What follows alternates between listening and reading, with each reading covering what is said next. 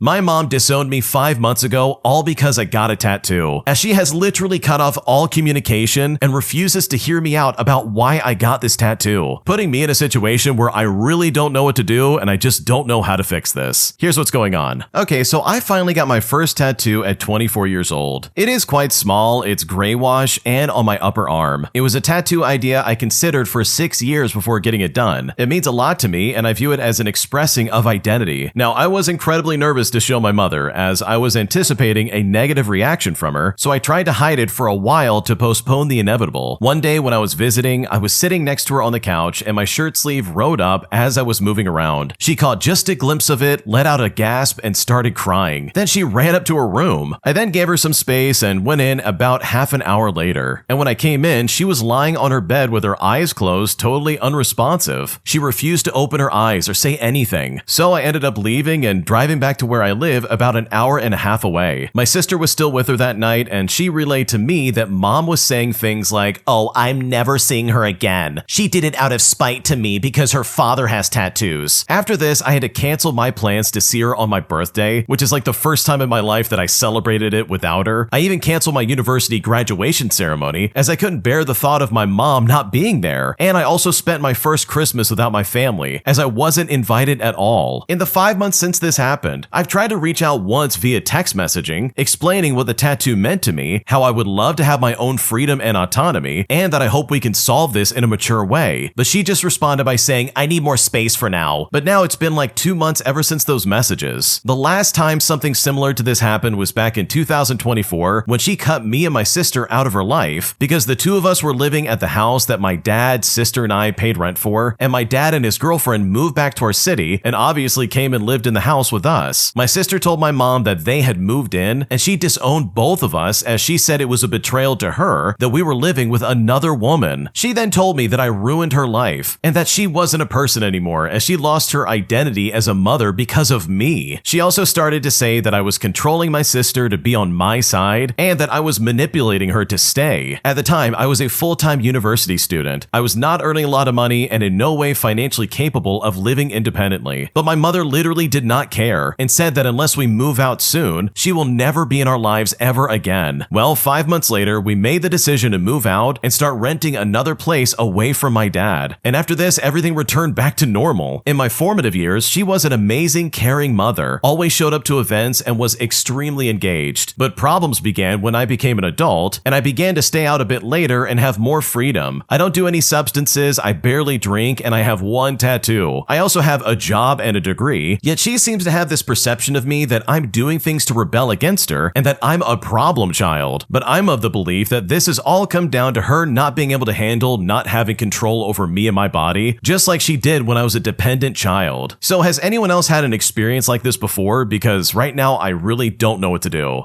Okay, this is such a massive overreaction, like your mom is blowing this way out of proportion. First off, you're 24 years old. If you want to get a tattoo, you have absolutely every right to do so. But for me, the way she's reacting to this is the weirdest part. She literally cut you out of your life because of a tattoo. Not because you robbed a bank, not because like you hurt somebody. Literally a tattoo that she didn't even know about. And it's also a tattoo that she's not even allowing you to explain to her. Because people get tattoos all the time for different reasons, man. It's not some like delinquency thing, and it's not like, oh man, you're in a gang now. It could literally mean a bunch of different things. So in my opinion, the fact that she's like, "Oh, woe is me, I'm losing my identity as a mother. I can't believe you betrayed me." Like, dude, in my opinion, this is some massive manipulation, and this is really not fair. And it kind of seems like this is a pattern of how she reacts when she doesn't get her way, because look at the situation of you living in that house with your dad and his girlfriend. She basically pulled the same stunt and said, "Unless you move out, I will cut you out of my life." And guess what? She's doing the same thing here. So is that really the playbook here? If she doesn't get her way, or if you do something she doesn't like, she's just gonna cut you out of her life and never look at you again. Like, what are we talking about? That is completely irrational. Not to mention crazy behavior, dude. Like, that's so weird. So yeah, this situation sucks. Your mom is an idiot for the way she's acting, and I really hope this works out in some kind of way because you definitely do not deserve this treatment. If you like Am I the Jerk, you're probably going to love Am I the Genius. Check it out, link down below in the description. Also, go to amithejerk.com/submit if you would like to submit your own stories. My husband's friend refuses to leave us alone, constantly camping outside of our house and always wanting to hang out at the most inconvenient times. But today he crossed the line after he followed us over to my husband's mom's house, as he stepped over a serious boundary that I absolutely refuse to let go of. And now I'm incredibly pissed off and I want this guy out of our life, because right now I really just don't know what to do. Here's what's happening. Okay, so my husband has a friend that he's known for about 6 months now. On the surface, this friend is polite and friendly, but over the last little while, it's gotten to the point where his behavior is starting to create problems. He's a single guy that has 2 children part-time for reference, and he calls my husband every day multiple times, even when we are out with our children. One time, he was over at our house playing cards for what was supposed to be an hour, but he decides to stay sorting his cards after we had told him that we're taking our kids out to play in the snow this afternoon. My husband then told me to get the girls ready while he asked his friend to please leave. Well, his friend flat out ignored him and kept sorting his cards, and I finally got fed up and I left with the kids after standing around for like 15 minutes with 2 kids in hot snowsuits. 20 minutes later, his friend finally leaves, but acts like we were being rude after I left and told my husband so. Well, my husband just blew it off and said, well, we just won't have him over again if that's how he's gonna be. Well, a few weeks go by and this guy keeps showing up in our yard after work, seeing if we felt like hanging out. But my husband just kept saying, oh no, not tonight, sorry man. Well, yesterday was the last straw. We were coming back to my husband's mother's place to pick up our kids after a date. We then drive past his friend who's sitting on the side of the road, and he sees us and honks his horn. I joke to my husband by saying, oh, now he's gonna follow us. But my husband just laughs and says, oh, I'm sure he's on his way home or something like that. Well, to my disbelief, he really does follow us back to my husband's mom's place and actually pulls into the driveway and starts to say, I was gonna call you, but I wanted to ask you in person about hanging out today. I then slam my car door and I raise my voice. I said to him, this is highly inappropriate. We're here to pick up our kids and you followed us around like a creep. You need to leave now. Well, when I said this, he acted like I was the one offending him, and he said I was out of line, and he actually said to my husband, you need to reel her in, all before peeling out of the driveway. Now, my husband said he agreed with me that it was weird, but he also said I didn't have to blow up like I did. But I feel like I should have ripped him a new one because his friend is acting like a stalker. So seriously, am I overreacting? Because I honestly am so pissed off about this. No, you're not overreacting. This guy's a weirdo. He literally followed you over to your in-laws' house. Like, what is going on right now? This guy literally doesn't understand what boundaries are, and he's not listening to anything anyone's saying. So in my opinion, I think it's time to go scorched earth on this idiot and be like, okay, here's how it's gonna work. You're no longer my friend, you can't come over anymore, and you definitely need to stay away from our house. Because, dude, I've got good friends, but I'm not about to like camp outside their house and be like, hey guys, you wanna play? It's like, bro, we're not teenagers anymore. What's going on right now? We all have responsibilities, and the original poster has kids. Like, what's happening? So yeah, this is weird, you're not overreacting, and I think I would also be very pissed off about this. Am I the jerk for telling my sister that I won't lend her my car anymore after she returned it with no gas over 3 times? Because right now she's pissed off and saying this is not that big of a deal, despite the fact that this really is a big deal, as she keeps disrespecting my property in ways that I'm absolutely not okay with. Here's what's going on. Okay, so my sister, who I will call Valerie, lives about 15 minutes away from me, and we've had a pretty good relationship overall. She doesn't have a car right now. I mean, hers broke down about 4 months ago, and she's been using ride shares and occasionally borrowing mine when she needs to do something where that's not really practical, like a big grocery run or getting somewhere outside the city. Now, I said yes the first time without hesitation. She brought it back clean and on time, and I thought that was that. The second time, she returned it with the tank basically empty. I mentioned it casually, and she apologized and said that she had forgotten and would sort it next time. The third time, it was the same thing. Tank was left on empty, and this time she also brought it back about 40 minutes later than we had agreed without texting. Now, I let it go because she seems stressed out about other stuff going on in her life, and I just didn't want to pile on at the moment. The fourth time she asked, and again, I said yes, but it's here she brought it back with the needle literally below the empty sign. I had a work commute the next morning, and I had to stop for gas before I could go anywhere, and that was the moment I decided to say something properly. I told her calmly that I loved helping her out, but that I wasn't going to keep lending her the car if it came back empty every single time, and that if she needed it again, then she'd need to return it with at least the same amount of gas that I left in it. When I said this, she got defensive and said I was making a big deal out of nothing and that gas is expensive and she's going through a hard time. I said to her, I understand where you're coming from, but so is replacing a fuel pump from running a tank dry. She hasn't asked to borrow it since and has been a bit short with me. So am I the jerk here? What should I do?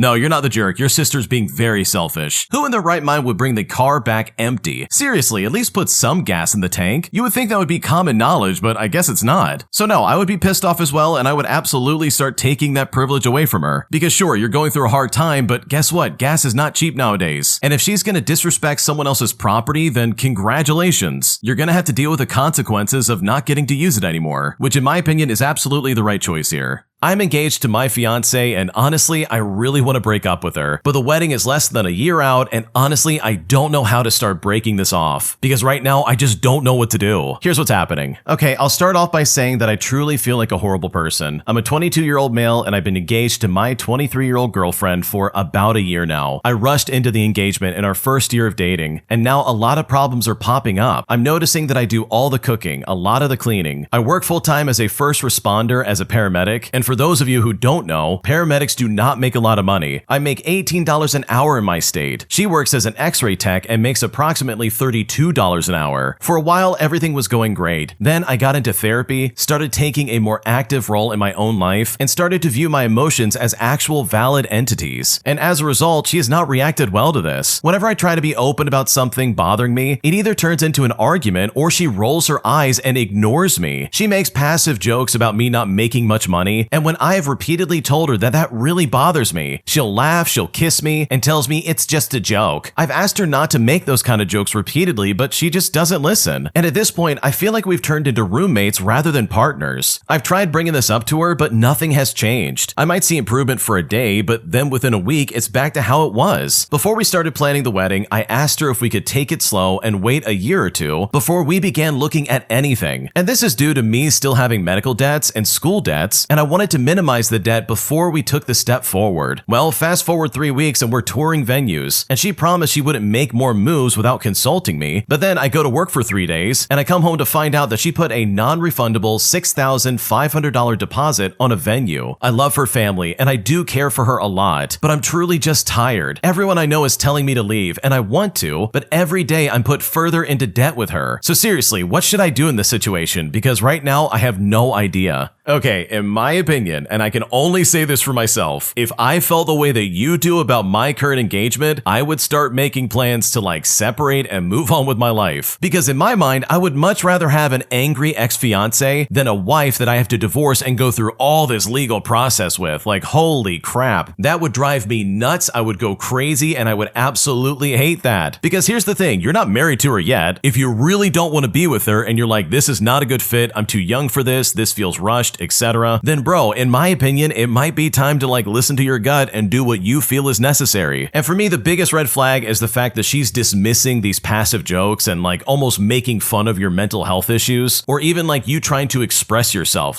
That is messed up. That's a huge red flag in my book, and I absolutely would not be okay with that. So yeah, if I was in your situation, that's what I would do. And honestly, I can only speak for myself. You know your situation way better than anyone else, so you gotta do exactly what's right for you. My dad genuinely thought he was present in my life, despite the fact that he was more obsessed with baseball than watching over his own kids. And even though I'm fully grown and I'm an adult now, I still haven't gotten over this, and I seriously don't know what to do. Here's how it happened. Okay, so opening day is next week, and every single year, this comes back to me like clockwork. My dad was obsessed with baseball, not in a fun, let's watch it together kind of way. It was in a way where the sport had a full life inside of our house, and we were just sort of a guest inside of it. He had a dedicated room for his memorabilia, a schedule on the fridge with every home game circled in red, and a personal rule that nothing, and I mean nothing, was allowed to interrupt a broadcast. Birthdays, school plays, parent-teacher conferences, all negotiable. A Tuesday night regular season game in April was absolutely not. I remember being around 9 or 10 years old and having a really bad asthma attack during a game. My mom had to handle the whole thing alone because he sat in the doorway of my room for maybe 40 seconds, decided I looked okay, and then went right back downstairs. In fact, he genuinely believed that he had checked in. That was literally his version of being there. The part that took me the longest to name was how entitled he was about our emotional reactions to all of this. If I ever brought up feeling like he wasn't around, he would get this look like I'd accused him of a crime. He would list everything he provided: the house, the food, my equipment for the one season he made me play softball because he thought it would bring us closer. But he never once considered that presence isn't a bill you pay. It's a choice you make over and over. I'm in my late 20s now, and I genuinely tense up when I hear a baseball announcer on TV. Not because I hate the sport, but because my nervous system still apparently associates it with being a low priority in my own home. He calls every March now, excited about the new season, and talks for 20 minutes about trades and pitching rotations, and I just listen and think about that 9-year-old kid struggling to breathe while he watched the 7th inning stretch, which finally made me realize some of us grew up understanding very early on that we were background characters in someone else's main story. Yeah, that is super entitled and very sad. I'm so sorry you went through that. Your dad absolutely had his priorities mixed up. He should have been there for you. He should have been next to your bed and watching over you when you were literally having an asthma attack. And I say that as someone who has asthma and has gone through something like that where it's like, bro, I can't breathe. Watching your dad choose between you or the baseball game and then choosing the game, like that had to have been heart-wrenching, and I'm so sorry that happened to you because you absolutely did not deserve that. Today, I found out that my bag in the employee-only section was searched without my consent or my knowledge by not only management, but another guest at our hotel, as they were determined to find an iPad that they were missing, and they were convinced that one of the employees stole it. But now I feel very violated and very pissed off. And at this point, I plan on quitting my job simply based on principle alone. Here's what's happening. Okay, so I'm a contract worker of over 5 years in a large franchise hotel of a higher-end brand. And this is a 6th-floor hotel. A few days ago, a 3-year-old's iPad went missing that belonged to one of the guests at our hotel. Now, the location showed up supposedly near the employee break room, and the guest immediately blamed the housekeeping and maintenance, as it looks like 2 housekeepers had cleaned his room that day. Well, the guest itself somehow forced management to go into the employee break room and search all of the employee bags. Now, the story varies here, but it sounds like management and the guest entered the employee-only area, plus no law enforcement was contacted. The guest then wanted to go to the parking lot and search employee cars, but the management doesn't know exactly which cars employees drive. The guest then wanted to search the maintenance closet, and he was allowed to do so. But guess what? Despite all that, no iPad was ever located. I found out about the search of our items days later, though I heard about the missing iPad. But I feel like this was wrong and potentially illegal, not to mention an invasion of privacy on management's part, to literally conduct a search without our knowledge, permission, or opportunity to be present. I feel very betrayed by management as well as hotel procedures and policy. And I plan on leaving based on principle alone. I don't need this job and I have many other opportunities. So am I overreacting by quitting and just leaving like this? Because right now I don't really know what else to do.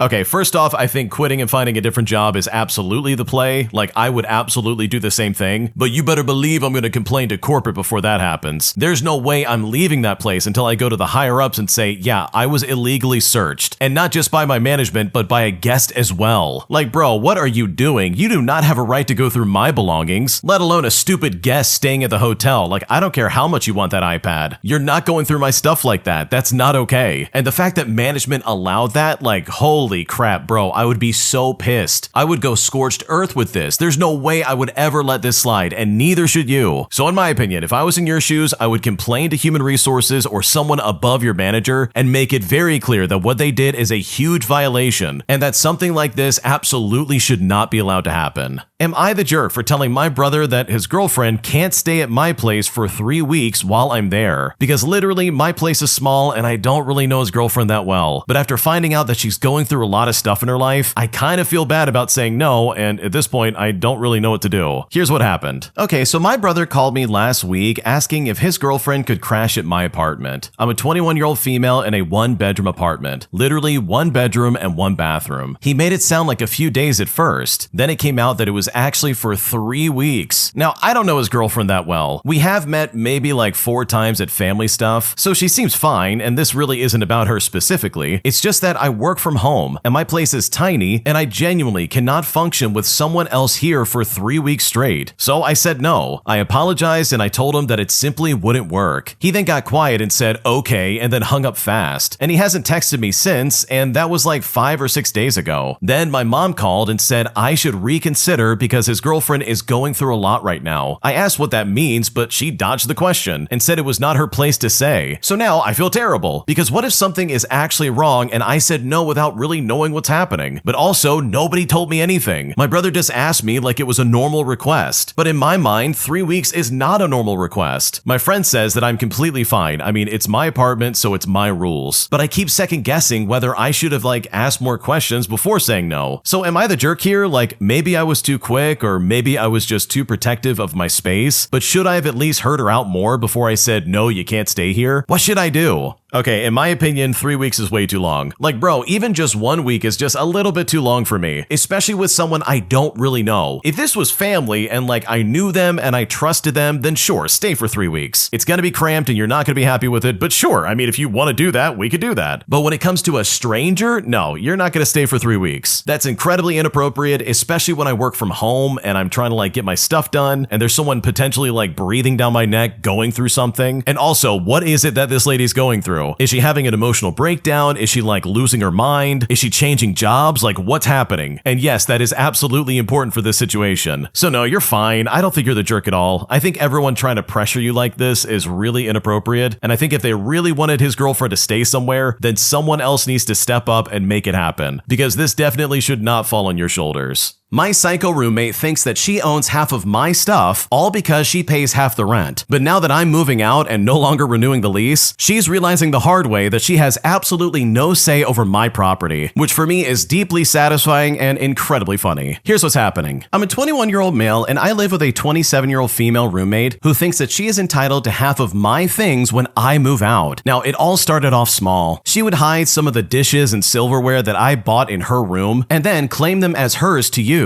And it's like, okay, fine, as long as I still have some to use for myself, I don't really care. Then she started getting rid of stuff that she didn't like. And this included a few of my rugs, my throw pillows, small decorating items, etc. Well, this is when I started to get annoyed. I told her that she can't just get rid of my stuff without asking. She then said that it's her apartment too, and that she deserves to feel at home. I then asked if there was anything I could do to make her feel more at home, and she said she wanted to live in a clean apartment, which is funny coming from the person who leaves all the housework for me to do. I asked her what she meant by a clean apartment, since I do keep things tidy and neat, and she told me at her parents' house, they don't have any decorations on the walls. They don't have any rugs, they have minimal furniture, etc. And I guess she just wants to live in an empty white box. She then told me that she's a very picky person, and she doesn't like any of my stuff cluttering her space. She even told me that she hates my couch and would get rid of it if she was able to move it herself. Things like this kept happening over the course of a year and a half, until I finally decided to let her know that I did not want to renew our lease for a second time. Well, she was angry and said that I was forcing her to move back in with her parents. But I told her that wasn't my problem and that she had 6 months to figure something out. I've already started packing some of my things, which is where all the trouble really started. She asked me why I was taking so much stuff, and I told her, well, I'm taking it because it's mine. I had already owned most of it before we even started looking at apartments together. She said that I can't do that since she pays half the rent and that I would be leaving her with nothing. I told her that I thought that's what she wanted, you know, her own space without all my stuff cluttering it up. Well, she then got really pissed off and now she's on the phone with her parents. At this point, I feel nothing but deep satisfaction at knowing that she won't be able to steal, throw away, or insult my belongings to my face ever again. She is way too grown up to be acting the way that she is. I can't believe she expected me to just hand over half my stuff as if we were a married couple getting a divorce. Not today, idiot. Have fun picking out all your stuff because you are absolutely not taking mine.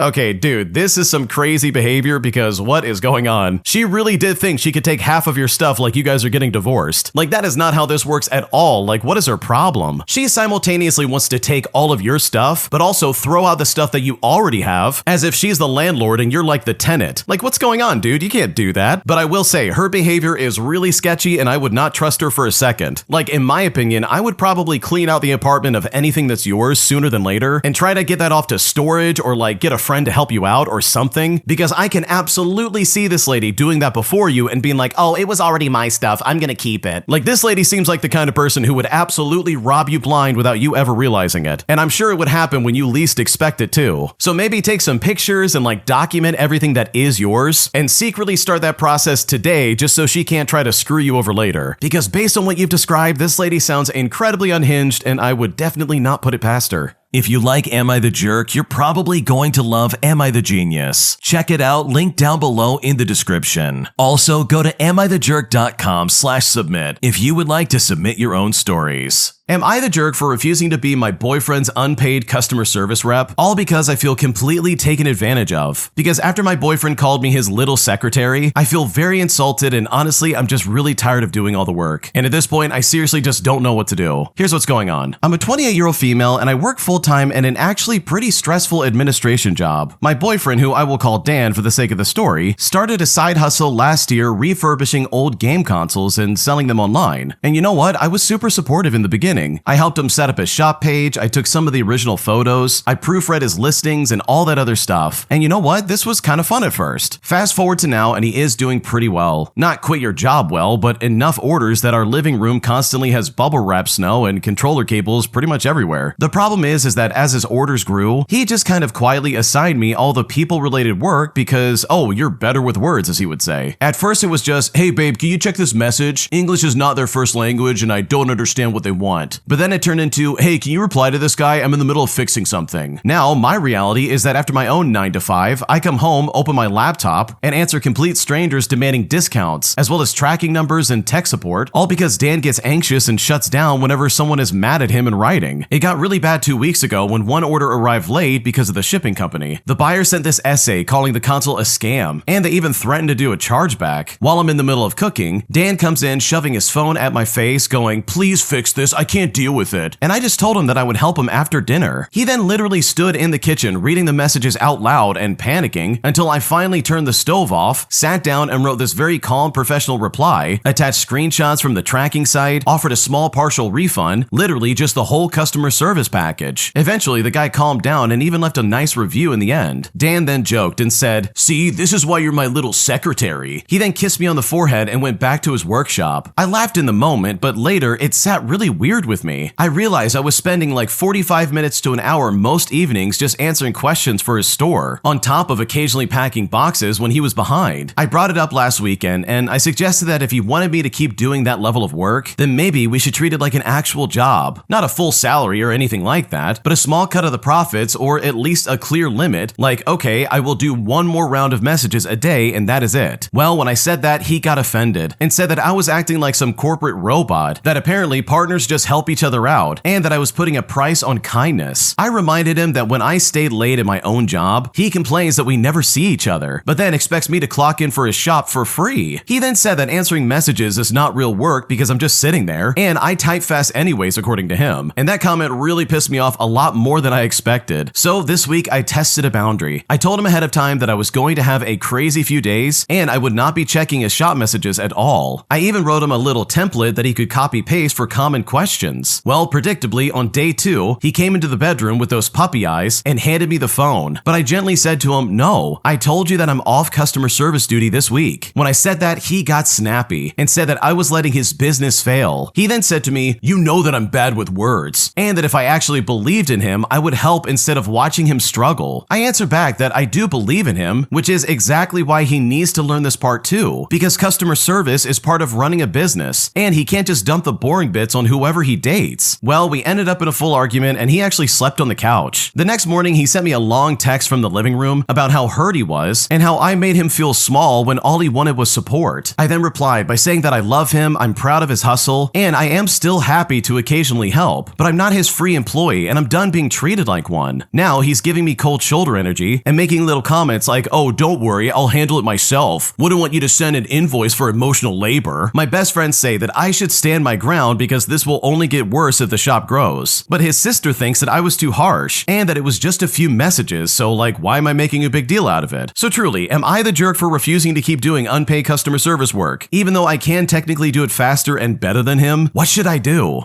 Okay, in my opinion, I don't think you're the jerk at all because this is kind of one of those situations where he's asking just a little bit too much. Like seriously, it seems like he's going way beyond what should be like reasonable in a relationship. And instead of this being like, hey, can you help out every now and then? It really is becoming like a full-time second job for you. And that's not fair. Like you already work hard enough as it is. I know for a fact the part that really pissed me off is when he's like, oh, you're my little secretary. Like, dude, what are you doing, man? That's like so condescending and rude. Your girlfriend is literally helping you out free of charge. Does he not realize that he's biting the hand that's feeding him? So yeah, if I was in your shoes, I would have done the same thing by now. I would have told him that, hey, I can't keep doing this for free. This is too stressful. And you're literally just shoveling all of this on my plate without even like asking me anymore. So yeah, this guy definitely needs to get a grip and stop relying on you solely because in my opinion, this is just a little bit unfair. Am I the jerk for refusing to redo a project for my group after they literally ignored everything that I contributed? Because right now, things have gone south very fast, and at this point, I don't know if I'm in the wrong. Here's what happened. I'm 19 years old and I'm fresh into university, and I have a pretty good passion towards my major, so I don't mind working on it. We had a huge group assignment worth a chunk of our grade, and our lecturer told us clearly that everyone had to contribute fairly and that the group was going to be marked as a whole. Well, the groups were random, and I ended up in a group with 3 other people that I didn't really know. And at first, everything was okay for like maybe the first week or so. We made a plan, we divided the sections, and we set the deadlines for the assignment. I finished my part early and I sent it to the group chat asking if anyone wanted edits or changes to be made just in case they weren't happy with it. Now, nobody ended up replying after like 2 days, so I assumed that everything was okay and I shifted my focus to my other courses. A week later, when we met up to combine everything together, I realized that they had rewritten my entire section without even telling me. Not just edited or paraphrased. I mean like completely rewritten my entire work. They started from scratch and replaced all of it. When I asked why, they said they felt like doing it themselves and that it would flow better and synchronize with their work more, which seemed like an outrage to me because they should have told me if they were working on it together outside of university. I told them that they could have at least told me to rewrite it, but when I said that, they just brushed it off and said it wasn't personal. But to me, it really did feel personal. 2 days after that, one of them messaged me saying that the rewritten section wasn't good enough and asked me to redo it from scratch. They also wanted it done within a day because the deadline was close. But you know what? I flat out said no. I told them that I already did my part. They ignored it, rewrote it behind my back, and now they expect me to fix their mess at the last minute? Who do they think they are thinking that would ever happen? That started a whole argument where they accused me of being lazy, uncooperative, and risking their grades, saying just because I didn't care about education, I shouldn't drag them down with me. I then told them that if they didn't like their version, then that really was not my problem. When I refused again, they kept pushing until someone in the group said that they were going to tell the lecturer that I was refusing to contribute to the assignment. Well, I screenshotted everything, my completed work, the messages, the timestamps, and everything. And then I emailed my lecturer personally to make them aware of the situation and to send the photos over as proof. And now the group is furious with me because the lecturer told them that he would be assessing contribution individually instead of giving one group grade. And now they're blaming me for so-called overreacting and in turn punishing everybody else instead of just fixing the situation that the group had, which mind you, they caused. I told my parents about it and they said that I should have just done it to maintain the peace. But my friend said that they're just using me as a backup and got caught, so that's kind of like reassuring in a way. But seriously, am I the jerk for not doing the work? Because right now I'm really frustrated and I just don't know what to do.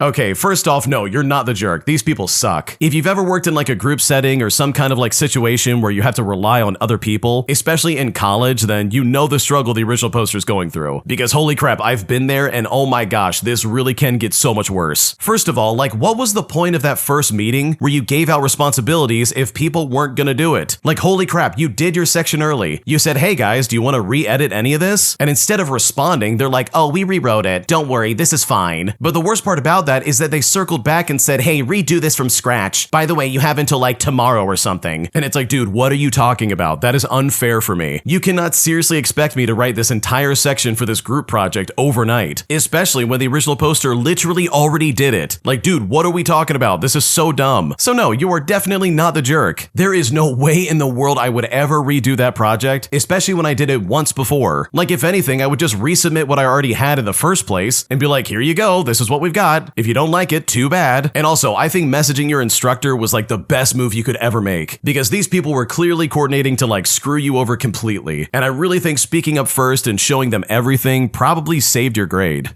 Am I the jerk for getting written up after training a coworker who complained to my boss that I was condescending to them? Because right now it looks like my job might be in jeopardy, and at this point I seriously just don't know what to do. Here's what's going on. I'm a 24-year-old female and I work as a graphic designer at a small agency. And for reference, I've been there for almost 3 years. When we hired my coworker, who I will call Sophia, about 4 months ago, my manager, who I will call Peter, asked me to train her since I know our systems best. Now I said yes, and I was actually really excited to mentor someone. So for 3 months, I trained her. I showed her our software, our file organization, our client communication style, how we do revisions, literally everything. I made her cheat sheets. I stayed late to answer questions. I even checked her work before it went to clients so she wouldn't get in trouble for mistakes. And you know what? I thought it was all going really well. She never said anything was wrong. Well, 2 weeks ago, Peter pulled me into his office. He said that Sophia had filed a complaint that I was condescending and that I made her feel stupid during training, that apparently I talked down to her and acted superior. But when I heard this, I was completely blindsided. So I asked for some examples. He said that she felt undermined when I corrected her work and that I sighed too much when she asked questions. But I corrected her work because that's my job. I was training her. Training involves corrections. And I don't even remember sighing. Like maybe I was just breathing? I don't know. He didn't ask for my side of the story. He didn't even investigate. He just told me that he was giving me a written warning for creating a hostile work environment. And it's like, dude, a hostile work environment? For training someone? I was literally doing exactly what he asked me to do. I then asked if we could have a mediated conversation with Sophia, just so I could understand what went wrong. But he said to me that that would just make her uncomfortable. So it's like, okay, her comfort matters, but mine doesn't? Well, now Sophia's walking around the office getting praised for speaking up and being brave. Meanwhile, I have a written warning on my record that could affect my raises, my promotions, like literally everything. Like she won't even look at me now. And when I tried to approach her professionally, just to ask if we could talk about this, she went straight to Peter and said that I was intimidating her. Now I don't know what to do. I've been crying in the bathroom on my breaks. I feel like I'm being punished for doing my job, and I don't even understand what I did wrong. What should I do? Okay, honestly, I think there's a lot to unpack here, but first and foremost, the original poster went on to say that this is literally some kind of like nepotism situation, because Peter is Sophia's uncle. So it's like, holy crap, the original poster is set up to fail. I don't know about you, but dealing with like family businesses like that is the absolute worst. And as someone who's been in that scenario, trust me, it is not a fun time. If someone who works there that's related to the owner is in a bad mood, or just doesn't like the fact that you're doing your job, then they will go out of your way to make sure you get fired.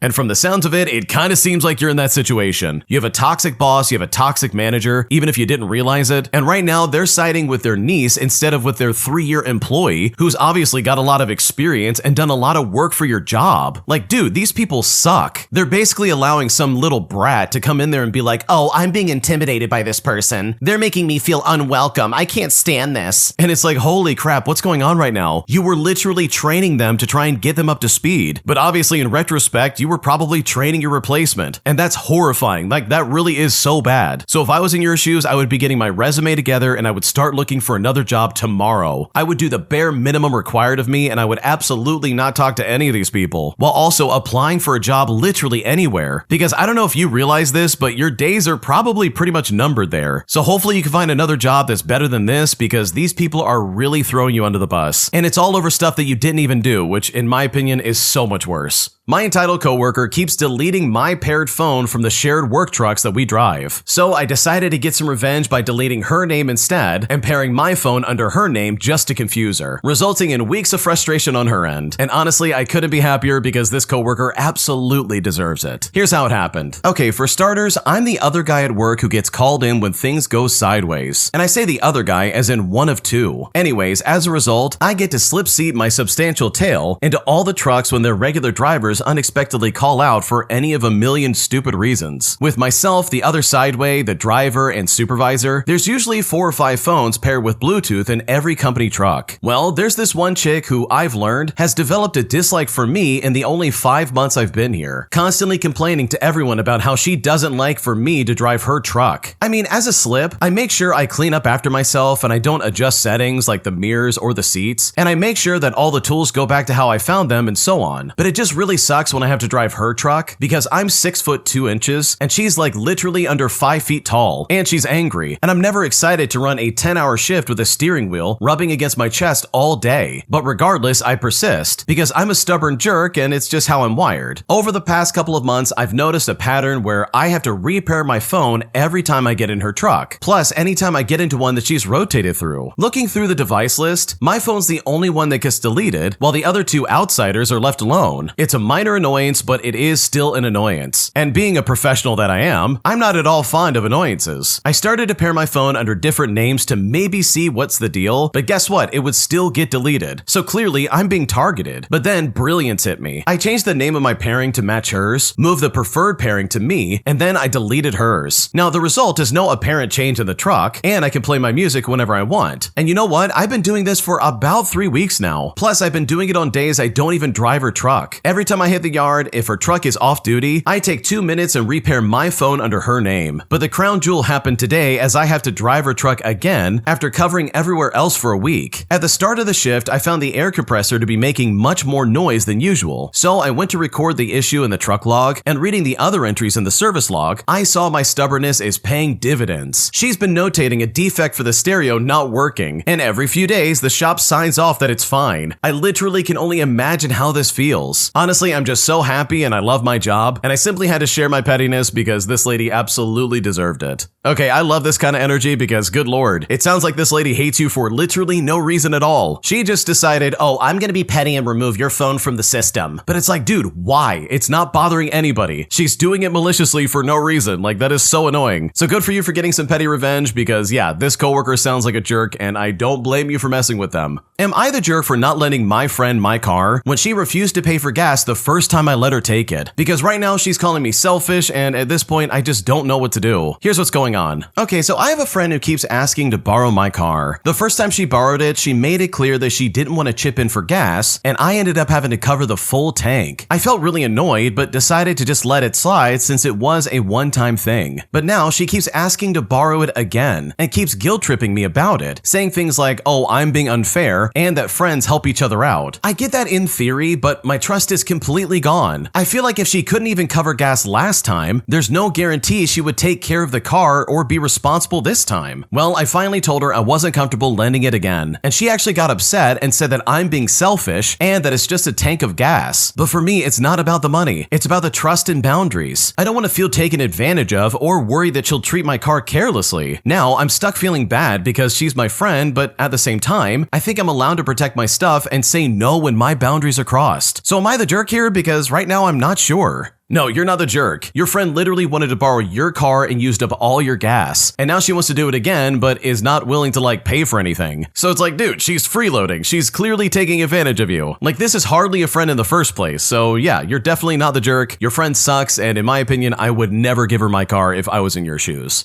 My entitled roommate literally said that I should pay more rent all because she thinks I look like I earn more money than her, putting me in a situation where I'm honestly completely flabbergasted and I just don't know what to do. Here's what's going on. Okay, so I genuinely just don't understand how some people move through life with this level of entitlement, but my roommate might be the final boss. It started a few weeks ago when we were talking about renewing our lease. Rent went up a bit, which really sucks, but whatever. That's normal now. So I said that we should split it up like before. She looks at me and goes, in a completely serious tone, mind you, yeah, but you should pay more this time. You obviously make more money than me. You dress nicer. And it's like, are you kidding me? Excuse me? I literally shop clearance racks and wear the same 3 hoodies on rotation, but apparently I give off a higher income vibe. And that wasn't even the first wild thing. She's the same person who's done so many weird things. She forgets her part of utilities every other month and then says she'll pay me back when her check clears, which I never see. She also leaves dishes stacked for days and then calls it living organically.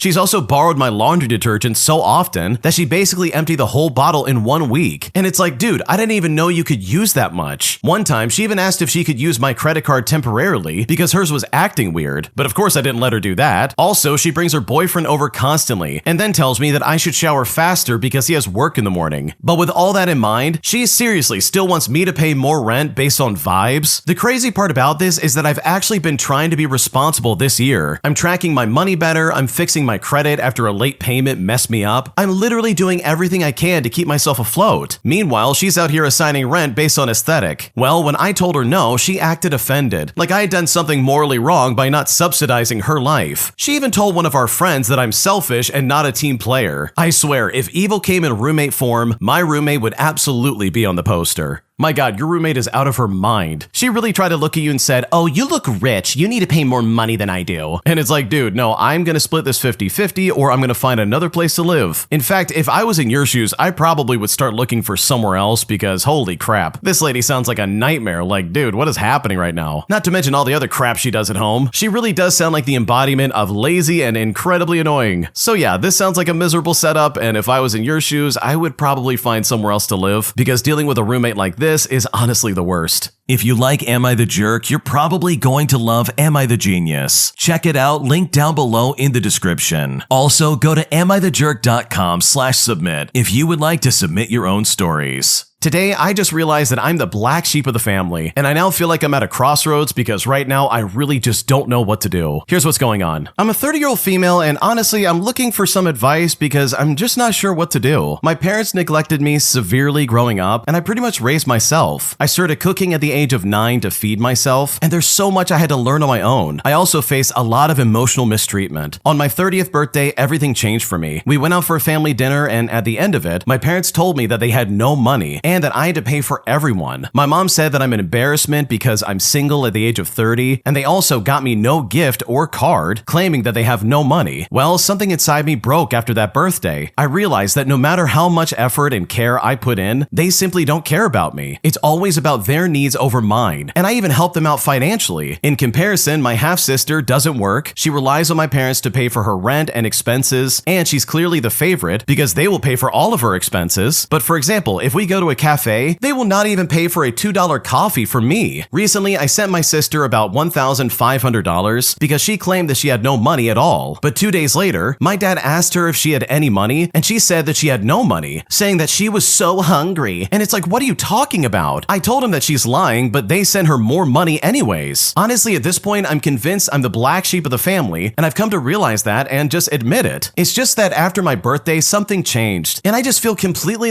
devastated. I'm in a lot of emotional pain, and at this point, I seriously just don't know what to do. Oh man, this is really nasty because clearly your family's taking advantage of you. Like, they're happy with your half-sister and taking care of her, but when it comes to you, they're like, "Oh yeah, we don't have any money and also you're an embarrassment." And for me, I just would not put up with that. For me, I have a personal rule in life where if someone shows me how they feel about me, or if they tell me straight up exactly what they think of me, I'm gonna believe them the first time and just go with it. So if your family is saying that you're an embarrassment and basically treating you like crap, then guess what? That's probably exactly how they feel, and it's time for you to take actions accordingly. And I know if I was in your shoes, I would start making some efforts to distance myself from them. Seriously, you do not deserve to be treated that way, especially when you help them out financially. For me, that would be the first thing I would cut off and be like, no, I'm not helping you anymore. You treat me like crap and you take advantage of me, so no, I'm absolutely not going to give you any more money. Because for me, that would send a very clear and concise message that no, you don't approve of this and you don't like the way they're treating you, which by the way is completely reasonable. So hopefully this works out for you, and hopefully you're able to find some kind of happiness, because I think it might be time for you to prioritize yourself over your family. Am I the jerk for not inviting my longtime friend to Thanksgiving after she rejected me when I asked her out? Because right now she's been crying a lot over this, and at this point I don't know if I made a mistake. Here's how it happened. Okay, so I've been friends with this one girl for over a decade. I mean, she practically grew up in my house during the holidays. For reference, the both of us are 19 years old. Her parents never celebrated Thanksgiving, Christmas, or really any holidays, and this is due to something really awful happening to her mom when she was young, and because of that, they've always just kind of been against these holidays. Because of that, my friend spent a lot of Thanksgiving and Christmases at my house. My parents and sisters really like her, and for years, it was just normal that she'd be there. I never had romantic feelings until I started developing feelings a couple of months ago because she kept treating me like her boyfriend, always wanting to hang out with me, etc. So yeah, last month I ended up asking her out. She was really surprised and apologized and said that she sees me as a close friend. And honestly, it stung, so I told her that I needed some space, and thankfully she understood. Well, unlike previous years, I didn't really invite her to Thanksgiving this year. On Monday, we talked, and yeah, she seemed sort of nervous and asked if she could come this year. But I told her not this year because I really wanted to celebrate with family this year. I don't know if the way I said it was bad, but yeah, she tried to play it off and said it was okay, but then she started crying badly. I felt horrible, but at the same time, I felt like this was a natural shift. Things can't stay exactly the same after someone gets rejected or after boundaries change. My parents and my sister asked where she was, and they said that they missed her a lot, but we ended ended up having a good Thanksgiving anyways. So did I do the right thing here, or am I the jerk? Because right now I don't know what to do. Okay, personally, I think the timing here is what really makes me feel like you're the jerk. Because dude, you literally asked her out right before a major holiday that you guys have been spending together for over a decade. Like, you don't think this could have waited until, like, I don't know, after Thanksgiving and Christmas? You really had to do this right before Thanksgiving to try and be like, oh, you want to be my girlfriend? Like, I don't know. This is someone who's been coming over since you guys were 9 years old. And I totally understand that you develop feelings, but like, dude, she's been coming over forever. And now you decide to be like, oh, I'm sorry, because you rejected me, you can't come over anymore. When in reality, and in my opinion, you really should have waited until the holidays were done or something like that. Because this is a long-standing tradition. Like, you basically kind of threw a rock in it and said, okay, either date me or you're never coming back to see my family again. And all this right before Thanksgiving too. Like, dude, this was just bad timing across the board. So yeah, in my opinion, I think the original poster is absolutely the jerk. If anything, you should have been like, sure, come along anyways, my family loves you. And at least been mature about it to some degree. But instead you decided, oh no, I just want to be with my family. And I don't know about anyone else, but that reads incredibly rude and very crappy in my opinion, especially for someone who's been a part of your holiday traditions for a decade. Like, dude, you are absolutely at fault here in my opinion. And I think at the end of the day, you've probably lost a really good friend over something that very easily could have waited until the new year. Today, I want to confess that I faked my resume to get my job, and now as a result, I'm absolutely doing the best job I could have possibly ever done, as it put me in a position that I never even dreamed of. Here's what happened. Okay, honestly, I just want to say that I was just so sick of all of it. I was sick of sending out my real resume and getting nothing back. Nothing but crickets. So you know what? I decided to just go for it. I completely made up my last 2 jobs, like full-on complete fabrication. I gave myself a new title, a fake company, and I listed every single software they wanted as something I was an expert in. But the thing is, I had barely touched half of them. The background check was the only thing that had me sweating. So I found this service online that you just basically pay them and they act like the staffing agency for your fake company and they confirm pretty much everything. It was honestly flawless, and you know what? I got the job. The first couple of weeks were a blur, just cramming tutorials every night trying to catch up, but now I'm actually doing it. And you know what? I'm good at it too. I'm hitting my numbers, my boss loves me, and I just got a pat on the back for a project that I led, which is nice because the odds were definitely against me, but thankfully it kind of worked out. Oh man, good for the original poster. I don't think I have the guts to do something like that. Like, honestly, the fact that you said, you know what, screw it, I'm giving myself a new title and I'm gonna make up my last 2 jobs. Like, dude, you have some absolute guts inside of you, man. I would never do that. Because the risk of getting it wrong and somehow getting exposed is just like, dude, that is just way too much for me. What if they find out I'm lying and then go to pretty much anybody else in the area and say, oh yeah, this person's lying on their resume, don't hire them. I'm sure that might be unethical or something like that, but who knows? Someone might go behind your back and do that. But regardless, I'm so glad that it worked out because this really could have backfired in a big way. And if it's working out, then honestly, you were meant for that job and nobody can say otherwise. Am I the jerk for not letting a classmate take a nap in my dorm room? As I literally don't even know him that well, plus we have rules in our dorm and I'm not allowed to have anybody over. Because after I told them no, they literally tried to act like I was the one at fault. And at this point, I'm pissed off and I just don't know what to do. Here's what happened. Okay, so I have a short break between back-to-back classes on certain days. I use that time to return to my dorm, rest for a bit, change my clothing, or finish small tasks that I need to get done. It's basically the only hour I get to reset before the next long lecture. A classmate who was not close to me overheard me saying that I was going to my dorm to nap, and she actually followed me out of the building and said that she wanted to nap too since her boarding house was far. Well, I told her that I could not bring guests into my room and I was not comfortable letting someone I barely knew stay in my personal space. She said she would just lie down for a short time and would not bother anything. I still said no since we have dorm rules and I share the room with someone else. She then got frustrated and said that I was being way too strict. Well, fast forward to the next week and she actually tried again. But this time, she said she just wanted to come to my room to cool down. I then repeated that I could not allow any guests in my room. But later, I heard that she was telling others that I acted like rest was something only I was allowed to have. I really do not think it is wrong to protect my space and follow the dorm rules. So seriously, am I the jerk for not allowing her to nap in my dorm? Because right now, I'm honestly pretty pissed off. Okay, first off, no, you're not the jerk. This is weird. If I had a random classmate walking up to me saying, hey, can I be in your dorm while you're sleeping? I promise I won't bother anything. I would not only be like, dude, you're creepy, but also I would shut them down entirely. Because what they're asking right now is a little bit insane, but mostly it's just entirely unreasonable. Because if they really want to get some rest, they can go literally anywhere else to get that done. Like, it doesn't have to be your dorm specifically. They could go to like some common room or like their own dorm, for example. So for them to act like that is super entitled and just a little bit weird.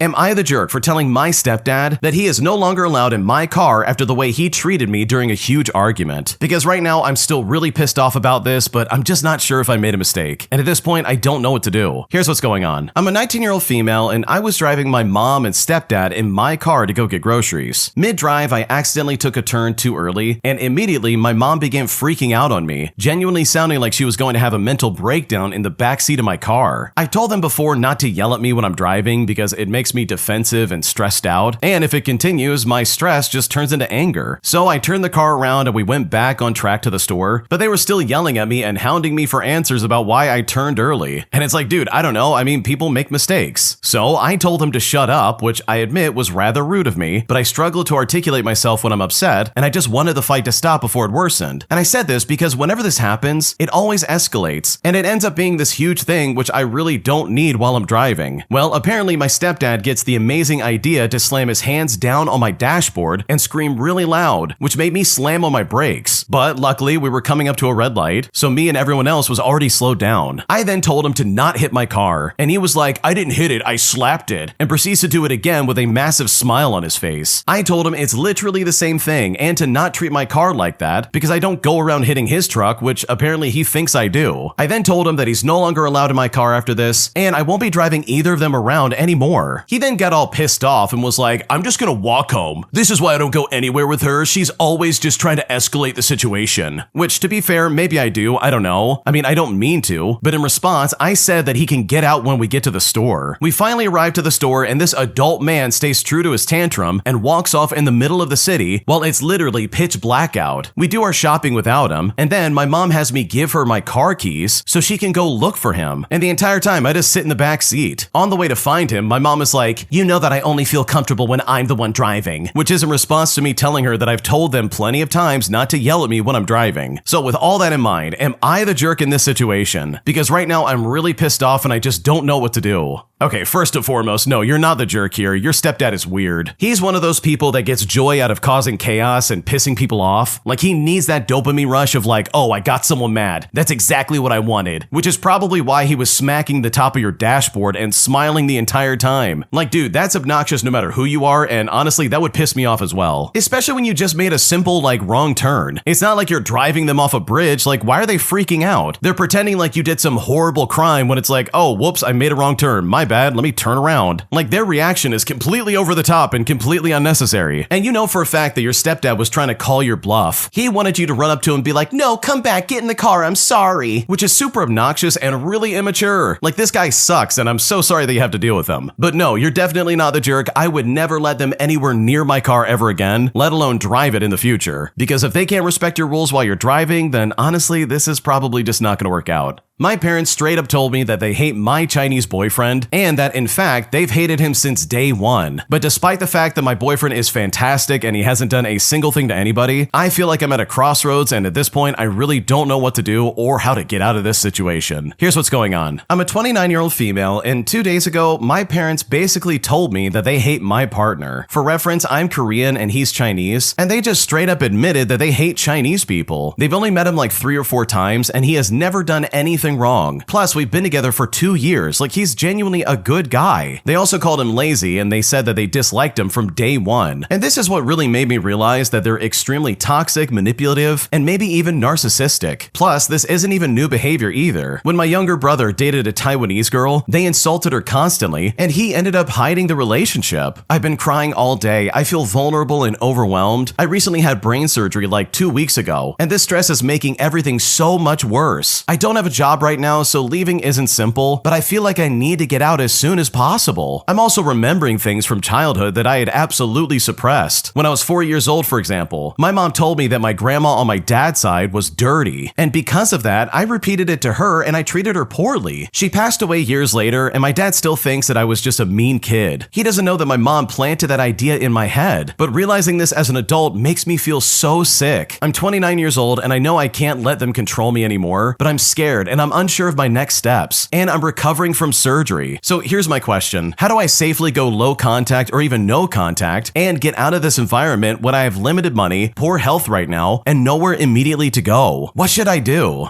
Okay, this is a really tricky situation because I think the steps you would probably take are going to be really slow and very subtle. Like for me, I would probably start like reducing communication about my relationship as a whole and just slowly start the plans of like moving out and having my own place. And don't get me wrong, obviously that's not going to happen overnight. You're literally recovering from brain surgery, so that's not going to happen anytime soon. I would imagine it's probably going to be like a few more months of getting things figured out. But I think if I was in your shoes, at the bare minimum, I would be like, okay, I'm just not going to talk about my relationship.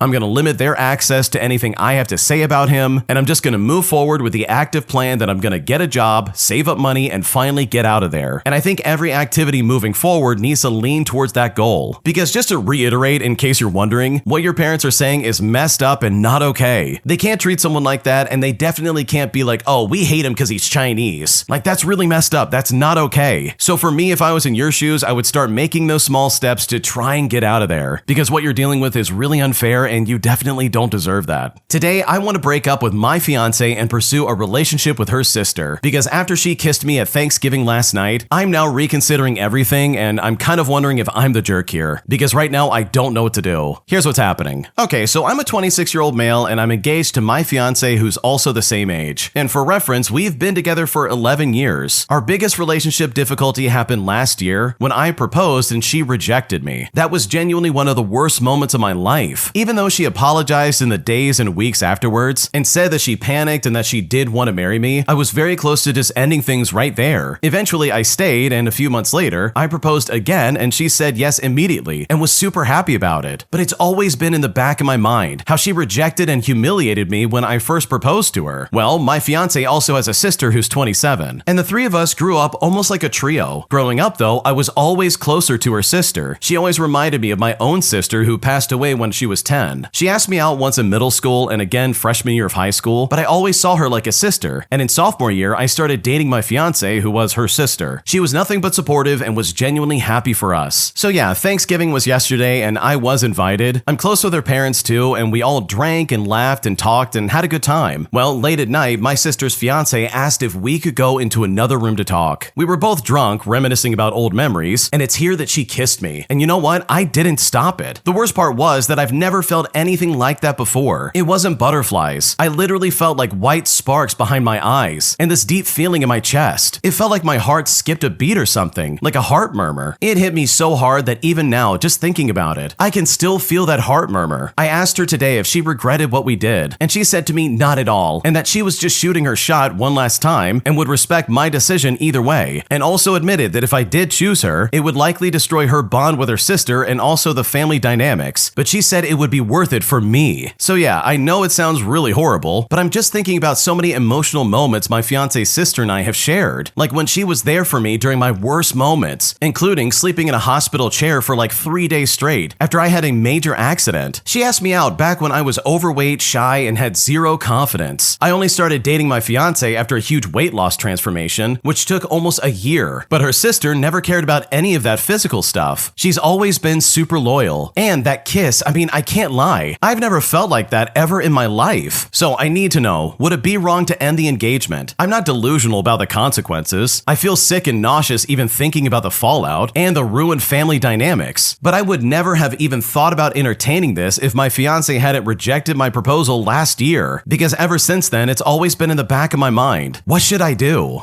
Okay, I'm just gonna say this straight up. You and her sister are horrible people. Like seriously, what is going on right now? You're putting dynamite at the feet of your relationship and with all the family dynamics just so you can kiss and make out with her sister? Like dude, what are you doing right now? Like that is such a bad and stupid idea, it's not even funny. Like I'm kind of seeing why your fiance denied you the first time, because holy crap, you are not loyal at all. You would rather chase the thrill of cheating on your fiance, you know, with her sister, than actually staying loyal to your relationship and making it work. So in case you're wondering, yeah, you are absolutely the jerk. This is a terrible decision and you are quite literally going to destroy everything in your life. My psycho friend lied to me about my online best friend, saying that they had died of lung cancer all of a sudden. But after 2 years of grieving, I finally found out the truth that no, they were not dead, but in fact, they've been alive the entire time. And now I feel completely overwhelmed and seriously at such a loss, because right now I just don't know what to do. Here's what happened. Okay, so I'm going through something emotionally overwhelming and surreal right now, and I really just don't know how to process it. To start things out, I had an overseas friend that I've known ever since childhood. friend. Even though we've never met in person and didn't always talk consistently, our bond ran deep. At some point, I also met online with one of his real-life friends through Discord, and we talked there, but not that much. My friend and I later went over to Instagram, and we weren't really talking as much during that time, but the friendship still felt deeply rooted and meaningful. But then my friend stopped responding. I had nowhere else to go to reach him, so I went back on Discord to go to his real-life friend and just figure out what happened. I then learned through his friend that he had lung cancer. Not only that, but he had also died. He described how leading up to his death, things were difficult, and how everybody had supported him on his last days. And here's the thing, there was never any indication that this was a joke or misunderstanding. He presented it as a fact. So for 2 years, I truly believed that my friend was gone. I was heartbroken that I never got to see him physically or even go to his funeral or know where his grave was. I genuinely wanted him to be at my wedding. I mourned him, I cried, I took time off of work because the grief was so heavy. He meant the world to me, and losing him, even if from far away, really shattered me. I sent him a final Discord message, a farewell of sorts, that said even if I never got the chance to hug him in real life, we will hug each other in the afterlife. Well, fast forward to today, and I found out that he's actually alive. I saw his Instagram feed update, and initially I thought his family members had logged on, but no, the images were too recent. I then instantly messaged him saying, "Wait, you're alive?" He then told me that he had no idea that I thought he was dead, and that he never had cancer. The only reason he stopped going on social media was because he was taking a mental health break, and he didn't know what his friend told me or why. We still don't know why the friend lied or what the motive could have been. My friend suggested that maybe his friend thought he was protecting him, but that doesn't make any sense. His friends knew who I was, and nothing about this was presented as a misunderstanding or a joke. He told me that he will definitely talk to his friend to figure out the reason why. So now I'm sitting here in this strange emotional limbo, where I'm obviously grateful that he's alive, of course, but I'm also trying to reconcile the fact that I grieved him for years, that I lived with this loss as if it were real, and now I suddenly learned that the reality I've been living with is not real at all. I genuinely don't know how to process this. It feels like emotional whiplash. Like, am I going crazy here? Am I overreacting? Because right now I don't know what to do. Okay, before we go any further, the original poster has an update they would like to share. Here's what they had to say. Okay, so I talked to my friend and he spoke to the other friend that lied to me. Here's what they had to say. Okay, so I asked if they remember the old times in the old Discord. They said yes, and I asked about if they remember your name and if it rang any bells. They said yes, and then I asked them about the message they sent. Well, they were very straightforward and said that yes, they did send that. They thought that you were a creep that contacted us whenever we were kids and that you were trying to get back at me because you couldn't get a hold of me. I explained my situations and I said that it wasn't okay to do what they did and that it wasn't fair for the other person to have to go through all that time thinking that I was dead or that I was battling a cancer I didn't have. They stated that they were just trying to protect me if you had something against me and tried to use it. I once again told them that it wasn't the right thing to do and it was not right to interfere like that. They kind of got offended and kept repeating that they were trying to keep me safe, but I redirected it and I asked them how they would feel if I did the same thing with our mutual friend. They then got silent and kind of didn't know how to react and just apologized sheepishly. Long story short, I think it will take a while until things get anywhere near normal ever again. I really don't understand his mind or how he went about it. Okay, yeah, sure, you try to protect me, but at least let me know. He didn't bring it up. He didn't talk about it. He didn't say a word this entire time. I mean, let me have a say in things, not just decide for me. Honestly, he was one of my closest friends and one that I grew up with. And this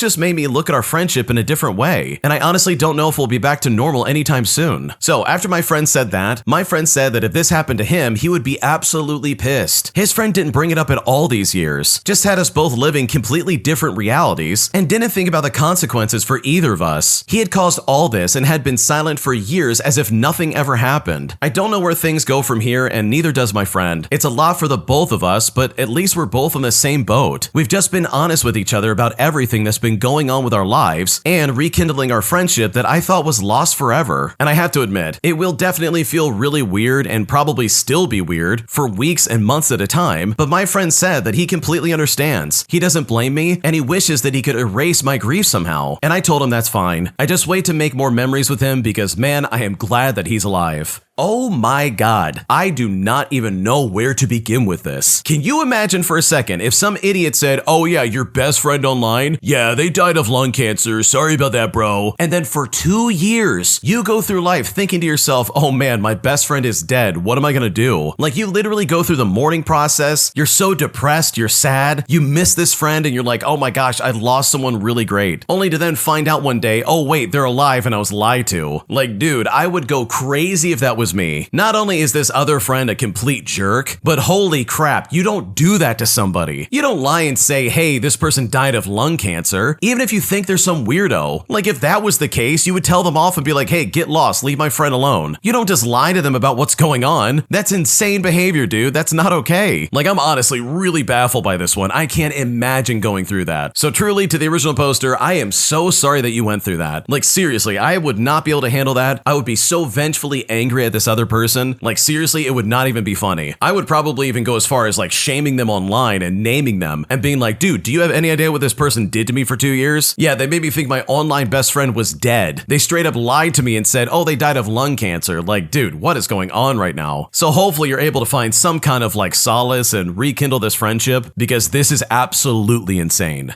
If you like Am I the Jerk, you're probably going to love Am I the Genius. Check it out, link down below in the description. Also, go to amithejerk.com/submit if you would like to submit your own stories. My boyfriend forgot about my cat and forgot to feed her while I was away out of town. And now I'm honestly having a hard time forgiving him and forgetting about this situation, because this has kind of broken my trust and really disappointed me. And at this point, I just don't know what to do. Okay, so my boyfriend was supposed to feed my cat today and just completely forgot. I'm out of town with family for Thanksgiving, and when I asked him if he had seen her today, he told me sorry and that he got hyper-focused on a video game that he was making. He fed her yesterday, and my friends will go early tomorrow, so I'm not too worried about her well-being. She grazes her food and is used to just getting a can of wet food a day, but her dry food and water fountain should last her more than 24 hours. But if I'm being honest, I guess I'm just really disappointed in him. I tried to find other options to watch her, as he's not really a huge cat guy, and my friends were able to for most of the time I'm gone, so I only had to ask for his help for like 2 days. And I was really happy that he sent me a video of him playing with her yesterday, but for him to not have even stopped by to feed her today, it honestly makes me a little bit upset. I offered to contact a few other people to help out, all before I went out of town, but he insisted that he could do it. But now I'm wishing I had not even given him this responsibility. I'm having kind of a hard time sorting my feelings on the issue and figuring out if I should try to forgive him and forget, or if it's worth even letting him know how I feel, because I feel like my trust is broken and he really has disappointed me. What should I do?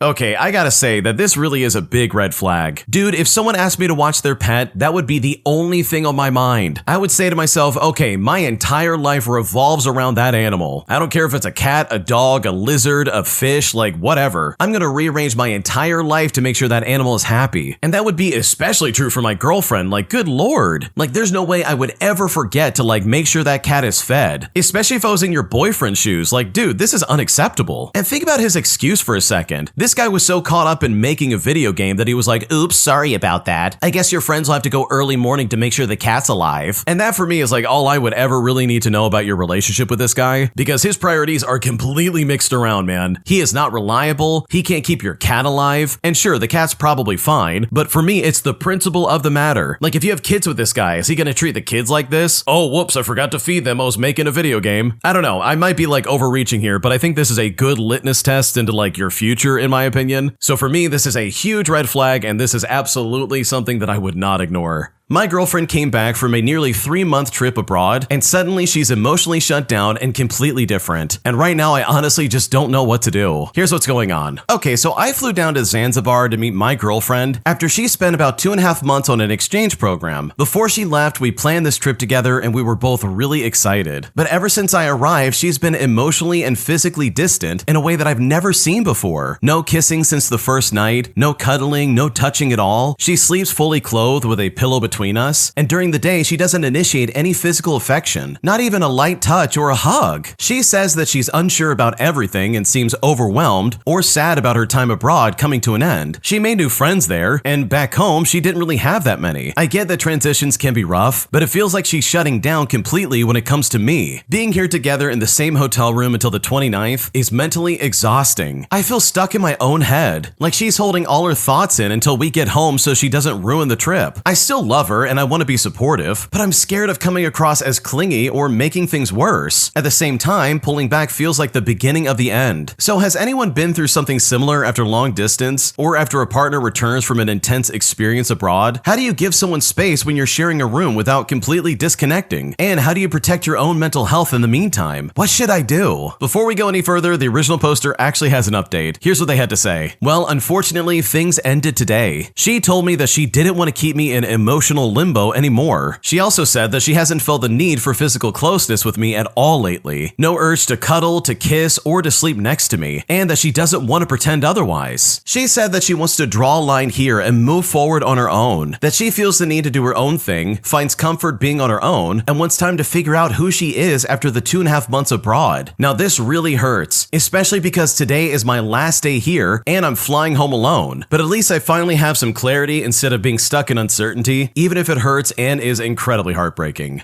Okay, first off, this really sucks because from the sounds of it, and this is just my opinion, it kind of seems like your girlfriend may have cheated on you during this like 2.5 month exchange program, and she's now feeling guilty about it and wants to break up because of that. I literally have no other evidence to support this other than like, dude, she's acting super weird. So truly, I'm sorry that things didn't work out, but at least you can move forward and probably find like a better girlfriend than this, because I know for a fact if I came back from a 2.5 month like exchange program, I would be jumping for joy to see my girlfriend, and chances are I would have already been telling her all about it and like counting down the days to see her again. I wouldn't come back and be like, no, don't touch me, don't cuddle with me or even kiss me, I can't stand it. And I definitely wouldn't break up because it's like, dude, why? That just literally doesn't make any sense, and it kind of leads me to believe that yeah, she did something she regrets, and instead of like talking to you about it, she would rather break up and move on with her life instead of like facing it and owning up to it. My roommate doesn't work and instead stays home all day, driving up my bills that I have to pay for and honestly just causing me a lot of problems. So now I told him that he needs to move out by March of next year, because at this point I'm honestly at the end of my rope and I just don't know what to do. Here's what's going on. I'm 28 years old, I'm living in Brussels, and earlier this year I rented a 2-bedroom apartment. I wanted to help her brother out because finding housing here is basically a competitive sport. So I decided to rent the second room to a brother I knew through the African community here. He's 37 years old and told me that he had graduated from a Belgian university and was working full time. So I thought to myself, perfect. And honestly, I don't ask for much. Rent just needs to be paid on time and ideally no criminal activity. Well, about a month in, I noticed something odd. Every morning at 5 o'clock, he wakes up, eats some food, and then returns to his room. I assumed that he had some kind of like early job shift until I realized that he was also home when I returned from work. So I finally asked whether he worked from home or not. And that's when he casually mentioned that he has actually been on sick leave for 2 years. And trust me, this is some new information. Now, the issue isn't his age or his situation. The real challenge is everything else. For example, the reason he wakes up at 5 o'clock in the morning is because he starts his day by watching far-right YouTube channels and alpha male motivational content at a volume that could probably wake the entire building. My alarm clock has not seen the light of day in months. His YouTube history wakes me up instead. Another issue is that almost every conversation we have includes him making negative comments about immigrants. This would be strange under any circumstances, but it's especially baffling considering he is also an immigrant. Sometimes I feel like I'm living with a man who forgot his own biography, but this especially hurts me because I'm also an immigrant. Meanwhile, he's home basically all day, which means our water and electricity usage has doubled while I'm almost never home. I leave at 7 o'clock in the morning for work and then training or coaching the kids at my club, and I usually return at around 9 o'clock, and on the weekend I'm usually at a game or with my friends. So I'm basically paying the bills of a man who uses the apartment like a full-time office, as well as a gym, a spa, and political media center. I've tried to discussing these issues with him, but he takes any attempt at communication as a personal attack. You can't bring up anything without him becoming defensive. Eventually, I even canceled the shared TV subscription because he monopolized the living room. So now I watch games in my room like a quiet, defeated bachelor. So I finally told him, look, you need to move out by March. And now I'm wondering, am I overreacting for wanting a peaceful home, manageable bills, and maybe one morning where I'm not woken up by someone lecturing me on how to be an alpha male? Because right now I really don't know what to do. Okay, holy crap. First off, you're saying this guy's got to be out by March? How about he's got to be out by the end of the month? Like, this is some crazy stuff going on. I would not wait 4 more months just to make sure this guy's out the door. Like, think about it for a second. This guy not only lied to you about having a job, but he's also making no attempt at employment at all. He's driving up the bills at your expense and generally just not a very good roommate. So if I was in your shoes, I would be like, okay, you've got like 30 days to get out and you've got to figure something else out. Because the way he's acting, in my opinion, is just a big red flag. Like, I don't know about you, but I would not want to deal with that for a second. Because having a bad roommate, in my opinion, will ruin your living experience entirely. Especially one that's not willing to carry their own weight, which in this case, it kind of seems like that's really what's happening here. My sister and her husband are constantly trying to invite me to celebrate Christmas with their family. But despite the fact that they know I do not want to celebrate Christmas and I don't like the holiday in general, they still are so persistent that it's now driving me crazy and I just don't know what to do about it. Here's what's happening. I'm a 30-year-old male and I decided a few years ago that I don't want to celebrate Christmas anymore. Christmas was a very unpleasant time for me and my sister as kids. My severely bipolar single father usually had violent manic episodes around this time of year, and it was honestly traumatic for the both of us. My older sister and I are both estranged from our father now. My sister's happily married to my awesome brother-in-law, and they have given me 2 wonderful nephews, ages 7 and 2. We're all very close, and even though we live a few hours apart, I still drive to go see them a couple of times a month and babysit whenever they need me to. My brother-in-law had a very different upbringing than my sister and I. He came from a very loving, stable, somewhat wealthy household, and they always have lavish Christmas vacations. And honestly, I love that for them. My sister deserves to have good Christmases where she can just spoil her children, especially after what we went through. However, I have no interest in traveling out of state or out of country sometimes, just to celebrate a holiday that still upsets me. If they want to do Christmas at their house, fine. I can drive a few hours and hang out with my nephews and in-laws. That is absolutely no problem. I love them all unconditionally. However, on the years they decide to travel, like this year, I am not interested in joining them, which honestly leads us to the issue at hand. No matter how many times I say no thank you to their invites, I am completely ignored. My sister's asked multiple times, so is my brother-in-law, and I always decline politely because I know they're just trying to make me feel welcome. Although I do get the sense that they pity me because I am single and have no other family. But then last week, my sister called me and said to me, hey, I've got someone here who wants to talk to you. And honestly, I would have assumed that she was going to put on one of my nephews on the phone, but in fact, it was my brother-in-law's mom instead. His mom then proceeded to try and double down to try and convince me to attend their Christmas party 3 states away. She said something like, your sister tells me that you're going to be all alone for Christmas. That sounds so sad. You really have to come with us. You know we love you. I was basically put in an awkward position because my brother-in-law's mom is so sweet. But you know what? I stood my ground. I thanked her and I said no thank you again. She tried to cajole me a little, but she got the hint and we just awkwardly hung up. I am so livid at my sister, but I haven't said anything to her about it. I just don't understand why she can't take a simple no as an answer, and furthermore has to get her in-laws involved to guilt trip me into celebrating a holiday that makes me sad. I'm also mad that my sister gave her the impression that I'm all sad and alone on Christmas, as if I need to be safe from it. I got over it and I went to my sister's house for Thanksgiving, and it was very low-key and it was just kind of like a lovely gathering. I played with my nephews, I got a little tipsy with my sister, I smoked a turkey with my brother-in-law over beers, and overall I had a great time. But as I was leaving the following afternoon, my brother-in-law halted me at the door and once again pleaded with me to join them for Christmas. I was nice as I declined once again, but I'm not ashamed to admit that I was boiling inside, and I'm honestly so sick of this. It's the same thing every year. They know that I'm not celebrating Christmas anymore, and yet they still force the issue and then try to make me feel guilty about it. But I'm a grown adult. I don't have to celebrate it if I don't want to. Like, seriously, leave me alone. Like, am I being a jerk about this? I don't think that I am, but I don't think they're necessarily being jerks either. They're just trying to include me. I love them and we have a great relationship, but I'm so tired of my wants being ignored about celebrating Christmas every single year. I'm starting to think that I really need to lay it down and firmly tell them that if I say no, then they need to respect it. But I also feel like it would cause unneeded family drama. But I really am so stressed out about it every time they ask ask. In the past, I've just let it slide, but it's really starting to upset me. So how can I be both clear and direct about this without my sister being mad and my brother-in-law and his family acting like I'm some lonely loser who needs to be saved? What should I do?